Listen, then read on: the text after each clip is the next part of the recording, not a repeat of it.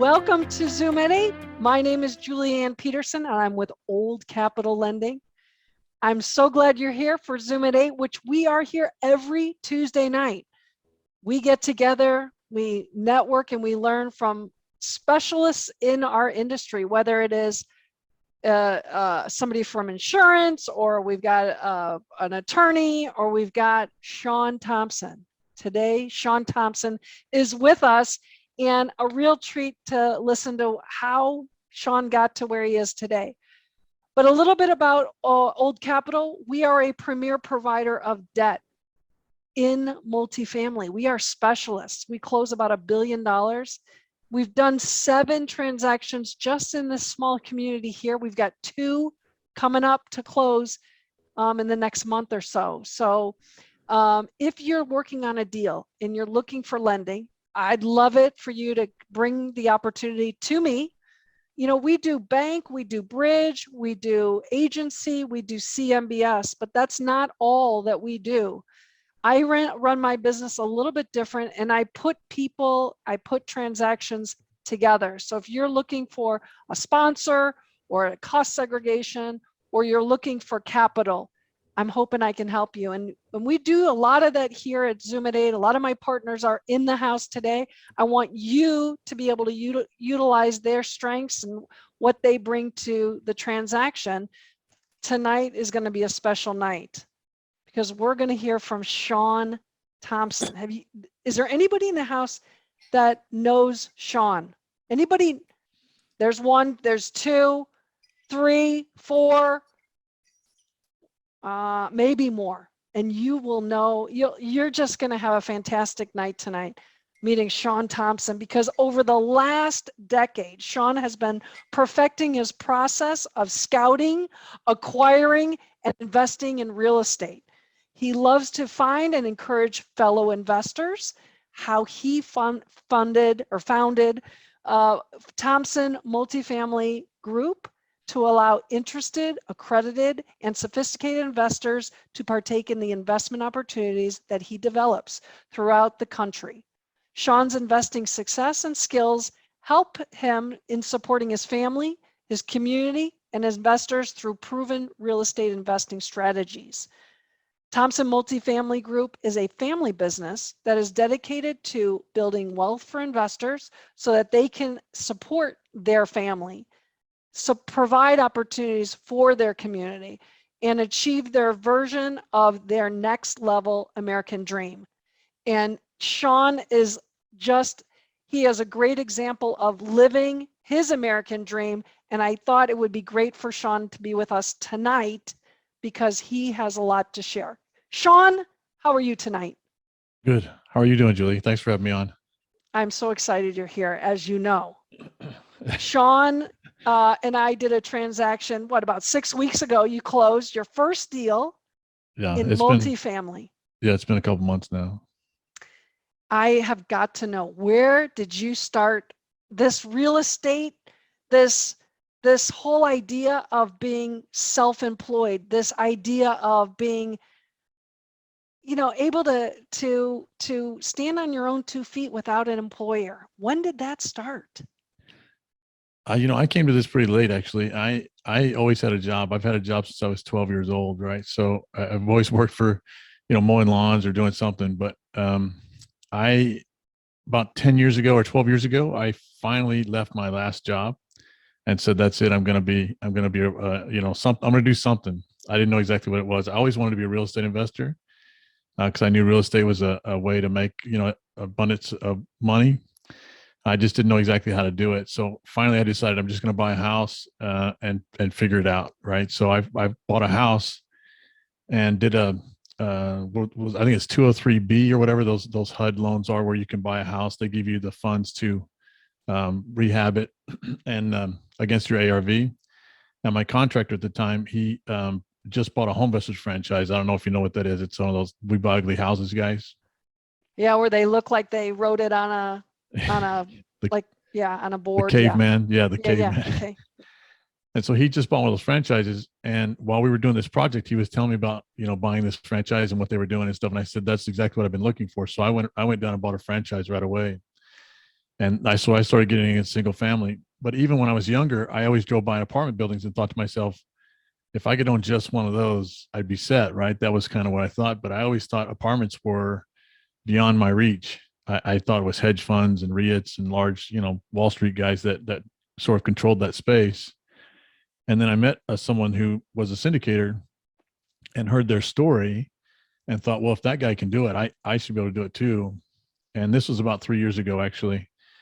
And I said, you got to show me how to do this. And luckily they had a training program and I went through the training and all those sorts of things. But it took me a year to kind of decide to move from single family because I had a small but successful single family business.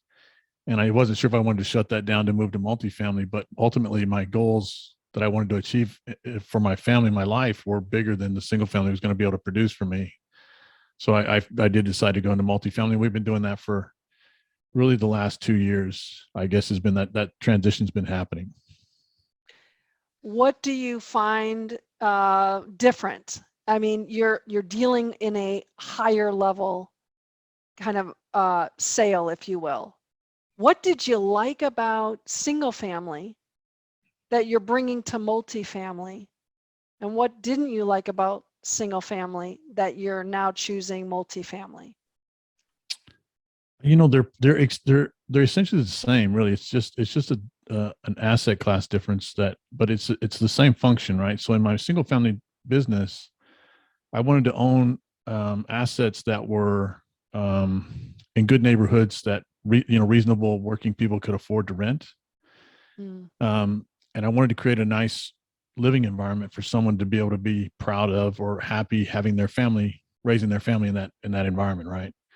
So mhm, that's still my goal ultimately in everything I do with real estate. I want to have someone be happy to live and raise their family wherever I'm renting those properties, right? So it's fundamentally the business is essentially the same.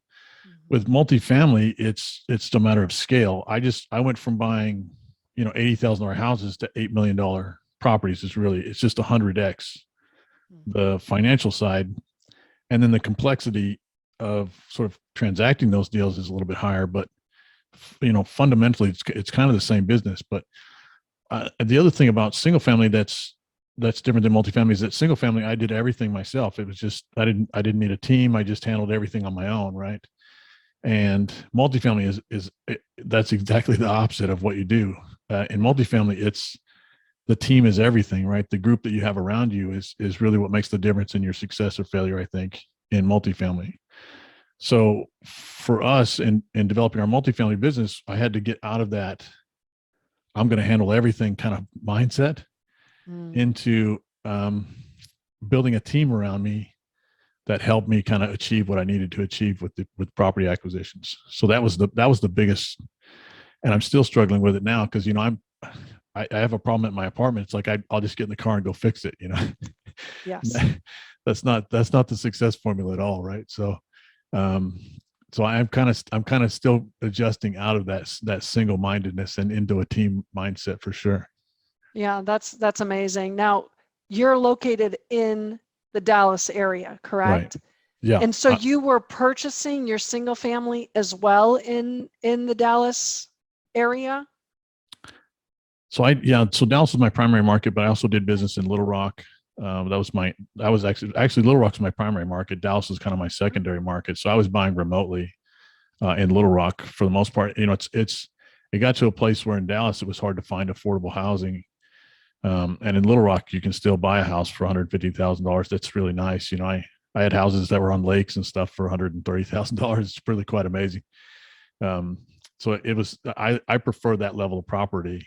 In Dallas, if it's not $300,000, that's like basic housing in Dallas now. So Yeah. I didn't really like dealing with that. But so yeah, Little Rock was my primary market. What are you finding now, now that you've closed one deal in multifamily in Dallas, which is amazing because it's hard to get. It's hard to get a deal in Dallas. What do you Yeah. think contributed to your success in getting a deal, your first one, which many people have to go out to the boondocks to get a deal? What do you think contributed to your success in being able to get a deal in Dallas?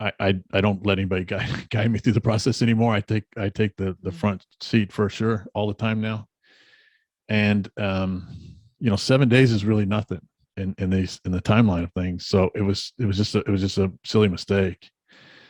And then after I brought him another deal that was a few months later, and I have no idea what the problem was originally, really, on this other second deal, but he just I had the deal pretty much in my pocket, and he said, I don't want to do it. And so after that, I said, well, I've got to fix this problem.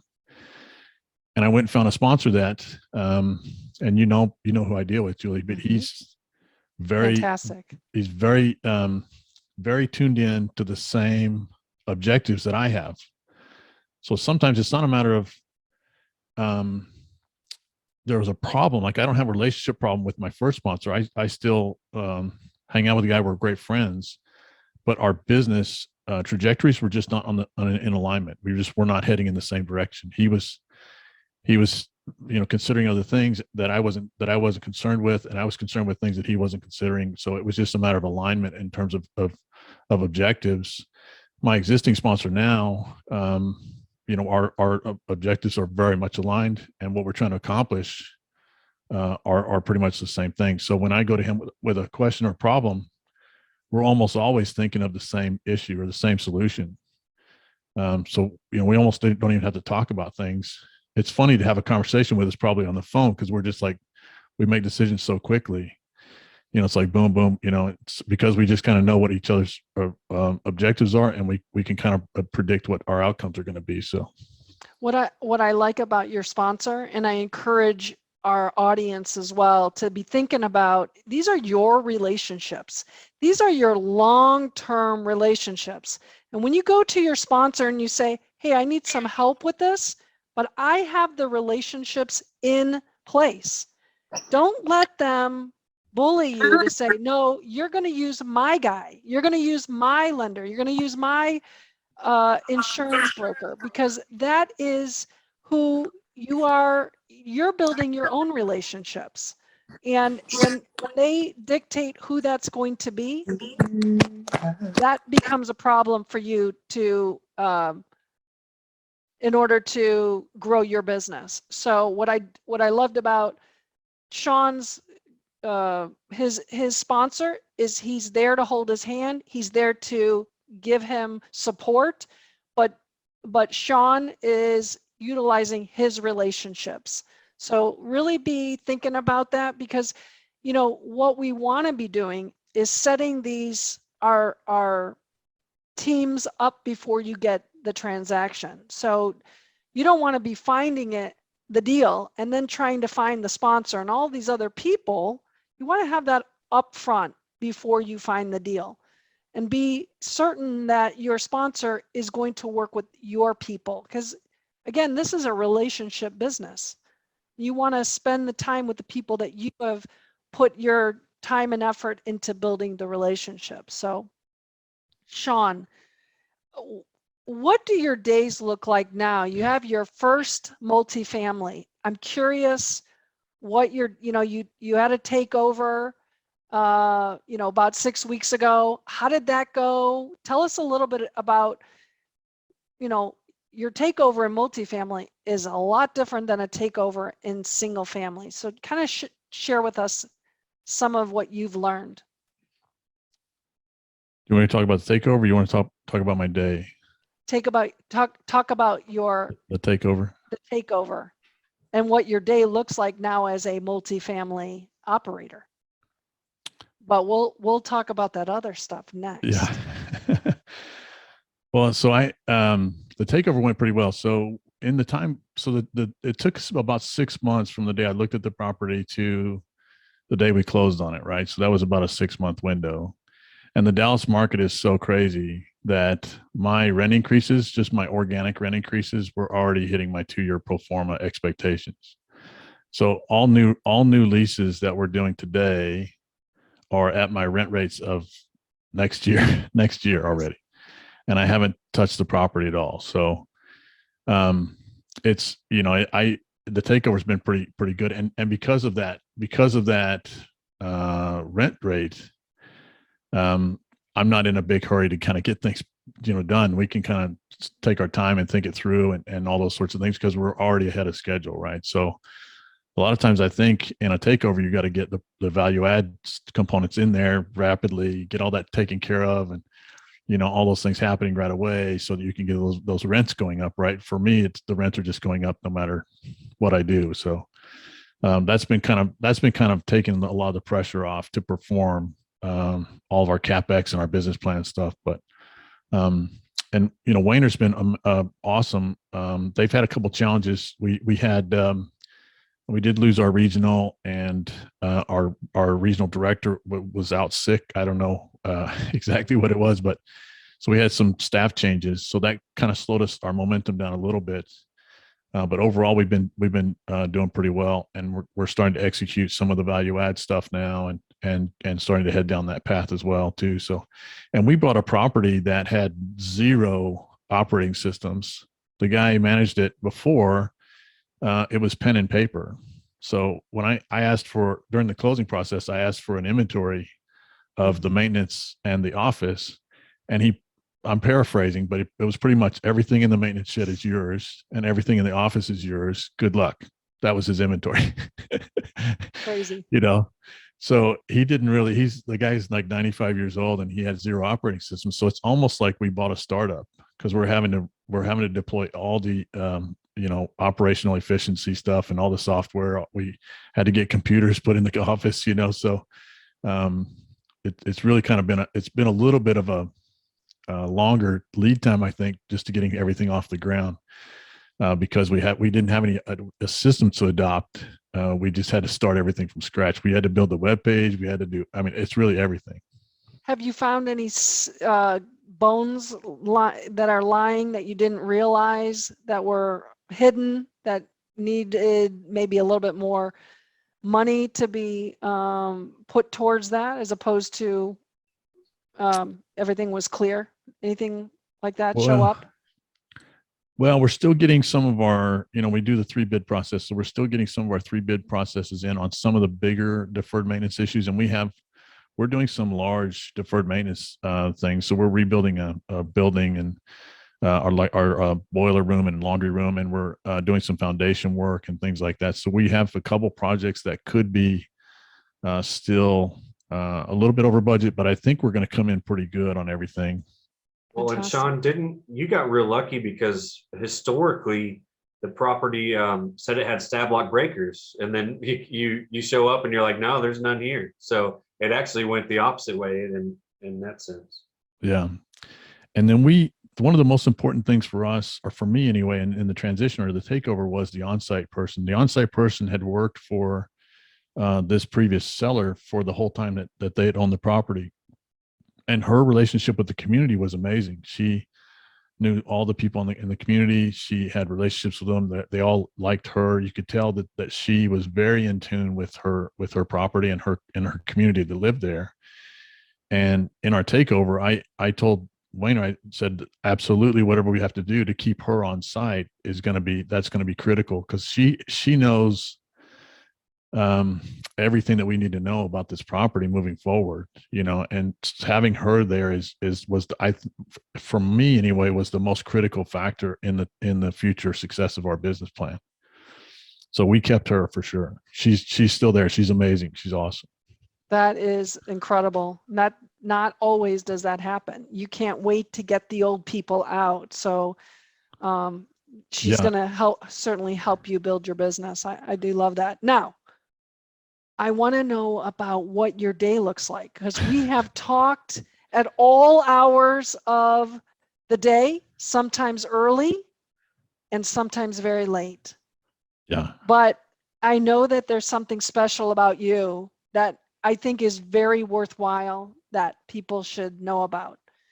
And when I was with you in one of our conferences, I said, hey, we're meeting for breakfast. And he says, I probably won't make it. I said, well, why not? And he says, I got to do some breathing. I'm like, okay, go for it. And then there was another time where you said, you had told me, hey, Julie, you need to put yourself first. You need to take time out for yourself. And I had to sit up and I said, Sean, I need your help. I need to know what you're doing that makes you so successful. What does it look like? And so, Sean, I want you to share with us what your day looks like, when you start, how you structure it. This is good stuff. Yeah. I don't know if it's good or not, actually. So people like to talk to me about this stuff, but I always feel weird talking about it because I have a contrary, I guess, belief system than most people. Most people want to grind. They want to work all the time. And I don't want to work that hard. I've worked my whole life, and I've worked for other people, and I've put in the time, and the amount of hours that I've put in a job has never correlated to financial success. Right. So for me, I don't think the amount of time you put into anything is as important as the that you're working on the right things, right? So for me, I try to focus all my energy on the 20% of those things that of the 100 that matter, and I leave the 80% for either not doing it or having someone else do it, right? So the other thing the mistake that I made early on in my business was if you feel guilty for you're not grinding, right? You just feel guilty for not putting in all these hours and working every minute you can. If you're awake, you should be working, right? And I almost destroyed my health doing that. I gained 60 pounds and was just very unhealthy. I'm still kind of fixing some of those problems that I had in my business or in my personal life because of my business. And so now what I do is I focus on my health and myself as much as I focus on my business. So for me, my day really doesn't, I get up in the morning, I do a couple hours of work in the morning, but then I'll go stretch and breathe and work out for 2, 3, 4 hours if I want to. And then I'll get back to work again. So my real work day is probably 4 hours of complete focus of work. And the rest of the time is for me, either, taking care of my health or doing whatever it is that I want to do. Right. I don't think, like I said, I don't think the amount of time you put in is as important as what it is that you're working on, for sure. So a typical day for me is I'll wake up, put in a couple hours, make sure there's no emergencies, get anything going that I need to do. And then I'll do, it's probably 30 minutes of stretching. I'll do a 10-minute breathing sort of meditation thing. And then I'll go ride my bike for anywhere from an hour and a half to 3 hours. I'll come back, I'll have lunch, take a shower, and then I get to work. Is that a cold shower that you're taking? Yeah. So typically I take a cold shower every day. It's there's health benefits on the physical side, and then there's health benefits mentally, and there's all kinds of stuff that goes into it. I think it's hard to really see the benefits, but I do it anyway, just because I kind of think it's helping me change. Right. Do you want to talk about cold shower? I do. I want to talk about this Wim Hof exercise, this philosophy. How long have you been doing it? For 3 years, right? Or something? Yeah. About 3 years. So I got about 10 days and I fell off the wagon. So I do believe that this works. And if anybody is not familiar with it, I would highly recommend after the call, jump on and listen about Wim, W-I-M, Hof, H-O-F. And it's a whole philosophy. So could you tell us how you got started and what the benefits have proven to you in your life? I mean, you really have seen huge changes. Well, if you go back to the beginning, so when I was working all the time, just like killing myself, I had to start finding ways to unwind that, right? And so I started working on myself a little more. So I started, dealing with the fears that I have that are holding me back, and trying to fix some of the health issues that I had. And so I was kind of discovering some of these things, and I just ran into cold showers by accident. It's just one of those things that's kind of out there in the world. And I started doing things like I would do a 7-day challenge or a 30-day challenge and just say to myself, I'm going to try this for 30 days and see if it helps me. And I did that with the Wim Hof stuff. So with the cold showers, there's 2 elements to the cold shower that are beneficial. The mental benefit, first of all, is you're doing something that your body thinks is going to kill you, but you're fine. It's not going to kill you, but your body thinks it is. And so you're mentally, you're kind of conquering something every day that your brain is telling you shouldn't be doing this. And then once you get through it, you're like, well, that wasn't so bad, right?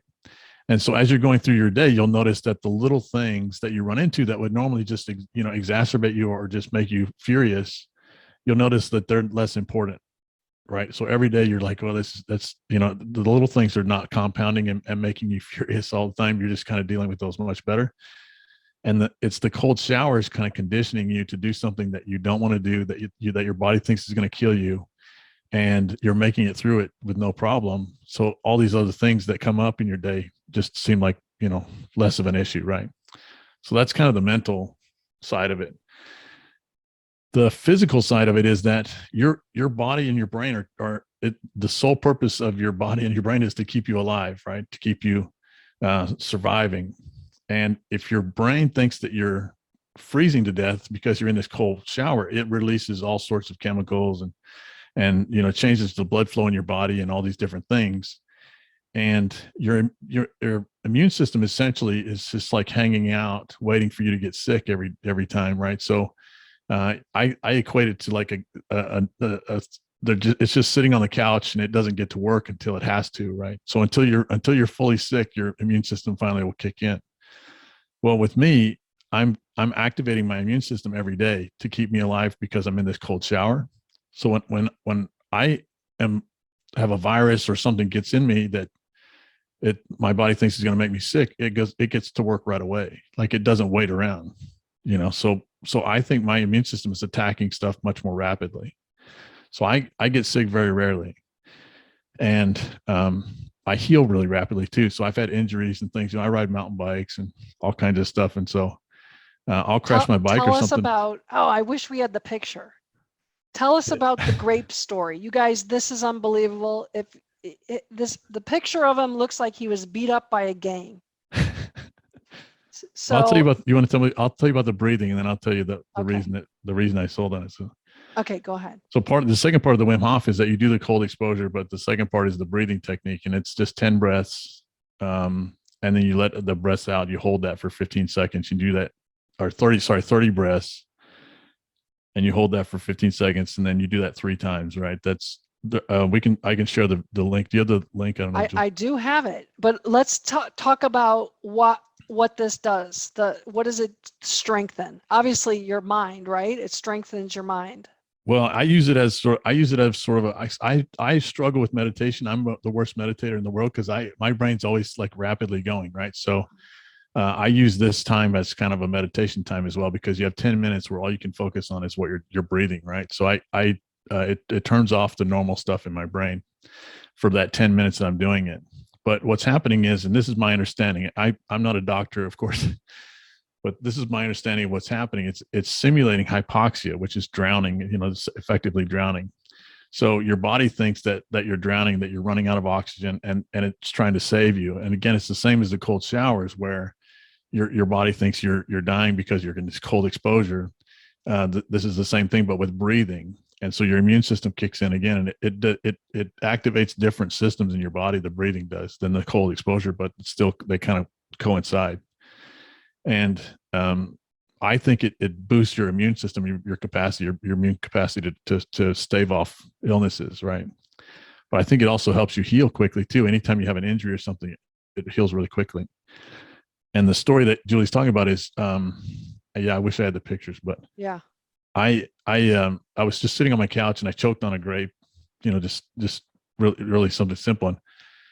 And I jumped out of off the couch to go spit the grapes out in the sink. And I stood up and coughed and did all that at the same time. And when you stand up really quickly, you get lightheaded. Well, I ended up just blacking out, and my face went straight into the hardwood floor, and I cracked my face open right there. And the doctor was so bad, the doctor thought I might lose sight in that eye. And then like 12 days later, you could hardly see that it was even a problem. So I healed just really rapidly. And I'm not a young guy. I'm 52, so I shouldn't heal that quickly. So for me, the cold exposure and the breathing comes from experiences like that, where I've hurt myself, or I just haven't gotten sick, when I expected to get sick. So that's why I continue to do it, because and for me, I think it's helping me be healthier. It is amazing. Really is truly amazing. And I can appreciate the meditation. And we were talking earlier, I fall asleep. Yeah. I go so much during the day. I fall asleep. I'll do this. I'll get through one cycle of the Wim Hof breathing, and I'm falling asleep. So if you have issues where you either can't fall asleep, try this Wim Hof the series, and it takes 11 minutes. That's all you have to do is 11 minutes before you start your day, or you could stop during the middle of the day and try it. And I would tell you from my experience, the 10 days that I did it, I really was looking forward to my next time of doing it. I actually did it a couple times a day, and it really brought attention and brought awareness to how I was feeling, what I could take on. Now the cold showers, I'm not sure. I've tried it a couple times. How long do you need to be in the shower? Is it just at the end? Is it 5 minutes? What is your recommendation on that? It doesn't matter. So a lot of people try to put a time on it, really, and it's not really the time. It's the effect on your body, right? So what you want to have is that feeling where it takes your breath away, that shock, where you're like, oh, and it startles you, and then you want to be able to control it, right? So I can control it really rapidly now, but most of the time you have to be in there for a couple minutes before your body kind of acclimatizes to the shock value, right? So once you kind of can control it and the water's hitting your entire body, you can kind of control it. The benefits are over with at that point. And that usually takes a couple minutes for most people. I can control it pretty quickly now. I took a cold shower this afternoon, and it was really super cold.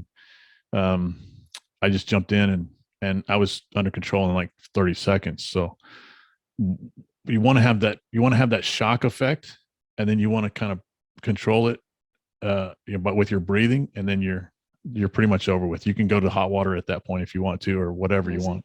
Amazing. Shaka, tell me about this. You started doing the cold baths. What was your effect? How did you feel? Felt cold at first. I was like just looking at YouTube, and I saw the Wim Hof thing, and I actually bought me like a little tub so I can get my whole body in it. And it at first I had like a thermal shirt on because it was too much, and some like tights on and whatnot. Then I got to the point where I can just wear regular shorts and have all my skin exposed. But after I did it a couple of times, it felt really good, to be honest with you, throughout the day. Interesting. Are you breathing? Are you doing the breathing too? Yeah, I was doing the breathing too. Yeah, perfect. Yep. I got to start back doing that. Stop doing it because I got busy with work and everything, but I got to start back doing that now. Yeah, part of the problem with both of these things is that you don't see any benefits. So, if you're lifting weights, you get bigger muscles. If you're reading books, you're getting bigger brain, right? But with the breathing and the cold exposure, you don't really see it. It's not something that you can point to and say, there's the benefit. It's just kind of I don't know. It's kind of a concealed benefit. You have to look for where the benefits are coming in. So it's really hard to kind of stick to, most people will do it for a while and then it kind of trails off. But you've had such success over the 3 years. You can definitely see it compounds. I know when I've done meditation, you don't see it on a daily basis, but over the time period, you can definitely see that your life is changing. When I think for me, success is based on the little things that you do every day, right? So what I've tried to do, and that's why I say my days are a little different than most people. I've tried to build things into my life that are benefiting me, and trying to do those things every day, right? So I'm not looking for home runs every day. I'm just trying to do the little things that make me a little bit closer to where I want to be in life, right? I'm not trying to lose all 60 pounds today. I'm just trying to lose a little bit if I can, if I gain a little bit, whatever. But I just do every day. I do those things that I know are getting me towards my goals. That's fantastic. And stick with them. Yeah, for sure. So I wanted to see you guys sit up. Come on, let's do one of these breathing exercises. Because if you've never done it, you're probably not going to do it. So I want to expose you to this. I think it'll be great. Can you see my screen? Do you Yeah. see the green screen? Yeah. Okay. So We're gonna let's do this? see. Can you hear this? No, can't hear it. Huh. I wonder how that is. Hold on. You have to reshare and then say you share sound. I don't know. I thought I was good. I got the new share. All right. Here's the share. New share. I don't know. It's not working. Darn it. And Julie, when you go to share, there's actually a little button that says share the sound. Yeah, stop sharing and then Stop share. Okay. Now I'm going to share. there's a button on the bottom that says share sound, or like share computer sound. One participant can share at a time. Share. Advanced sharing. All participants, multiple. I don't have that. Oh, well, so I'm going to just share my screen so you can see what's going on. You see that? Oh, no, you can't see that. You see it now, right? Ah, So you're breathing in, you're exhaling, you're breathing in, and this is a little bit faster. Clayton, it seems like you've done this before. So you're breathing in, you're breathing out, and you do this 30 times. Yeah. And then on the exhale, when you get to 30, on the last 30, the last exhale, you hold it. And you hold it there for 40 seconds, 45, or even up to a minute and a half. Now, if you've ever tried this, where you've exhaled all of your air, it feels like you're going to die in about 15 seconds. So you can really develop. And hey, Sean, Yeah. see now right here, we're letting it go and we're holding it. Yeah. All right. 1 minute. You're holding it and you're exhaled out and you're and your fingers are starting. What do you feel at this point, Sean? Well, the initial thing is your chest gets a little tight, so you have to calm down to kind of overcome that, and then you'll start to feel your fingers and toes and stuff start to feel weird because your blood is changing, and what's happening is your oxygen levels are going way down. So I use I have it right here actually. So I use a O2 sensor sometimes when I do this, and your oxygen levels normally are 95, to 98.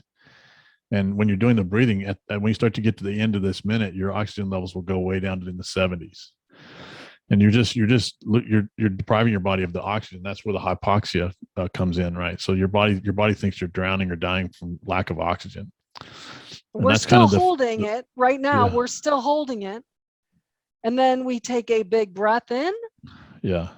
And then we hold it for 15 seconds. And I got to tell you, that holding it for 15 seconds is a heck of a lot easier than the holding it for during the exhale position. And you do this 3 times. And at the end, you feel you do feel revived, and you feel, I think you definitely feel changed as a person. And you do this day after day. And can you imagine what it would feel like after 3 years and how much you've seen Sean has made some amazing changes in his life. And for that, I think it's pretty special to have him share his story here, because he made conscious decisions to change his life, to go from single family to multifamily, and to figure out how do you do it in the midst of Dallas area. He figured that out. And so for that, I'm going to tell you, I think everybody should be taking a look at this Wim Hof breathing and the cold showers. What do you guys think? I want to hear some feedback. Candace, you're never short on words. I want to hear what your thoughts are. The breathing exercise, I'm definitely going to try that. The cold showers, I've tried them, and just by getting into the ocean, and it hurts. It does hurt. But see, Charlie, he passed out, but he came back. And I love that. See, you got to keep your focus on what is important. Sean is a great example of that. Who else is going to try this? Erickson, you're a strong guy. You got a mindset strong like a bull as a military guy. What are your thoughts? I've tried the cold showers. Okay. It wasn't for me. I like my hot showers, but I have tried the, kind of like the miracle morning, sit and meditate and play some music and just kind of give yourself, 10 to 15 minutes of clearing your mind. And I do like that. That kind of preps me for the day and gets me ready. And then I do the whole workout, obviously, and I like that too. So I love it. And Jim Biggs says, let's all try it till next week. What do we have buy-in? This is like a cult. We got a cult following here. Yeah, I got something for you. Okay, what do you got, Alan? So I think another way you could do this is do a really super hot tub and then jump into a super cold plunge. You could. So you're getting the same effect. I think maybe feels the same to me, but then you go back and forth, and you're opening up those capillaries and you're getting that response like Sean was discussing. But the cool thing is at the end, you get to be warm and hang out in the hot tub. Life is not all easy. You got to put yourself out there to really make changes. All growth comes from challenges. All growth comes from suffering and challenges. If you're not facing your challenges and your fears and your those things, you're not really growing. You're just kind of comfortable. Hot yoga. I agree with that. Hot yoga is good too. Now that's tough. Yeah, but Jennifer McCracken is going to do it, and we're going to hopefully we'll get some feedback from Jennifer. And Jim Biggs is going to do it. So, hey, listen, I am so thankful, Sean, that you're here, that you joined us tonight and just sharing some of the things that work for you and inspiring others. That's really what it comes down to. And you know what? Great, success in Dallas. We're looking forward to helping you take your next one down. If anyone else is looking to be an investor on the next transaction that Sean is going to be taking down, feel free to reach out. How would people get a hold of you, Sean? I put my digital business card in the chat. So that's it's in there. It's just a digital business card, but you can probably go to our website. It might be the easiest way to find all my information. So it's just ThomsonMultifamilyGroup.com. And Thomson is spelled, I don't know if you can see it back here. There's no P, THOMSON. Yeah. Trevor's parents paid for the P. Yeah. And Sean's parents didn't. They got a discount on the Thomson. So that's probably the best fantastic. Way you guys, I again, Sean, much success for you. You've inspired me to look at things a little bit differently. So I appreciate that and always appreciate the time we have together. Even though you're not going to the Rod Khleif's conference this weekend, we will miss you, but we'll see you again soon. And again, for those people that are in and around Houston, make sure that you come join me and you come join the Blue Oak Capitol and Sid Shamim. We're all putting on a Christmas mixer, actually a holiday mixer, and that's going to be up next Wednesday. I'll be here next Tuesday, but it'll be next Wednesday. So make sure you come and join us. So anyway, Sean, thank you. You are welcome to stay with us for networking. But if you have to go, I appreciate that. And if you also, anybody in the audience needs to leave, thanks again for joining Zoom at 8. It is the place to be. We're making great things happen. We even have merch. So let's go ahead and reach out. We're going into breakout rooms. Can I just say thanks, Julie? Can I just say thank you for everything you've done for me? The things you've done for me have changed my life, seriously. I really appreciate you being on my team, and JT as well. So thank you very much. This is embarrassing stuff for me to talk about because I think people think I'm strange, but it was fun. I appreciate you having me on the show. Absolutely. Well, you know what? If you make a difference in my life, I know that you can certainly make a difference in someone else's life. So Yeah. I appreciate you. So, all right.